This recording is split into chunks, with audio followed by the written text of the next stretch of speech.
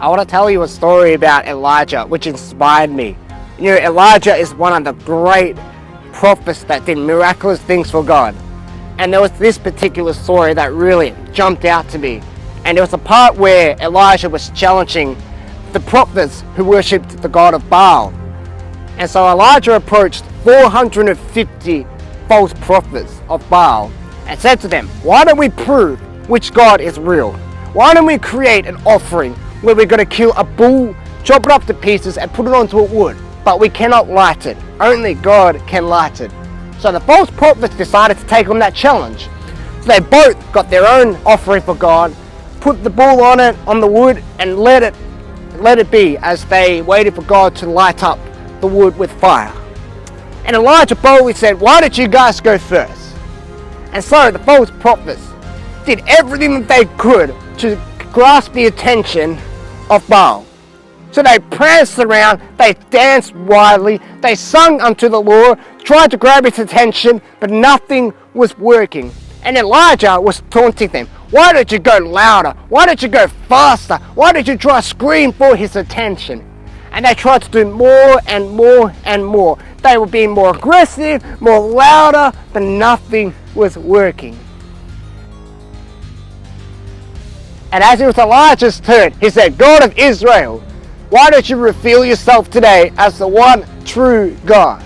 And as he spoke that out there, God poured out fire and lit up the offering of the bull.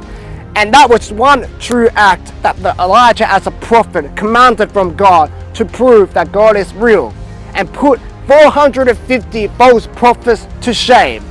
And as soon as that happened, he said to the people that were watching in the congregation, they are false prophets, seize them.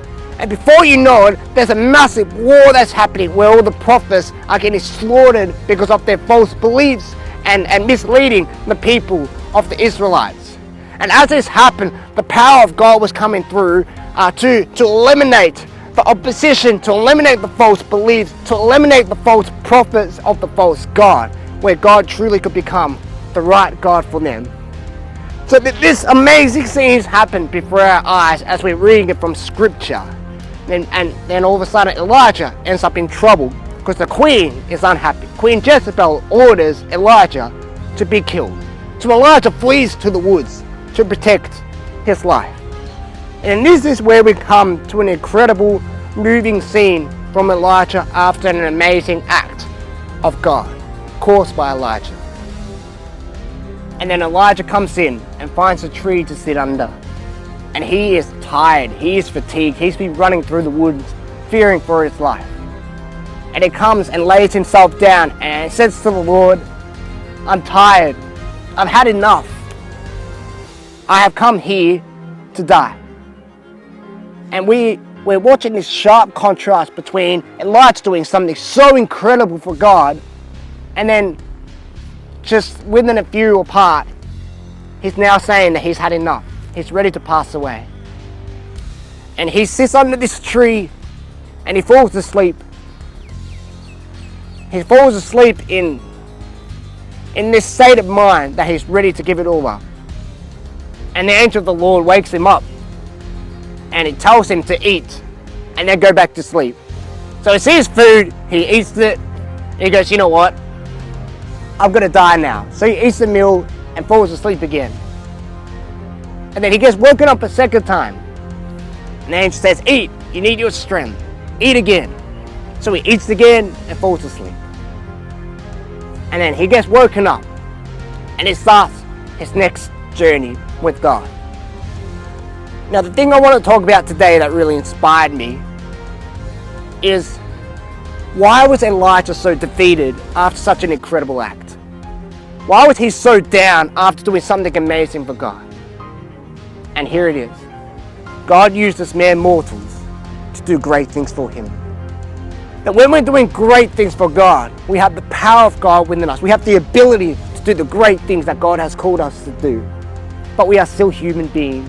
We still have emotions, we still have fears, we still have insecurities, we still have flaws. And it's in those moments that God looks after us, that God cares for us, that God encourages us. So I want to say to you today, God can use you to do great things, but He also understands who you are and your flaws and your insecurities and what you need in order to go on the journey with God. So be encouraged to take on this journey with God and to understand that He has called you for great things and He knows where you come from.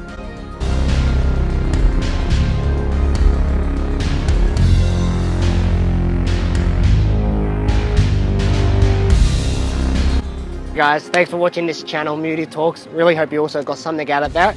There's some other videos you could check out. Don't forget to subscribe, share, or hit up my Instagram, which all the details are on at the end of this video and also in my description. Have a nice day.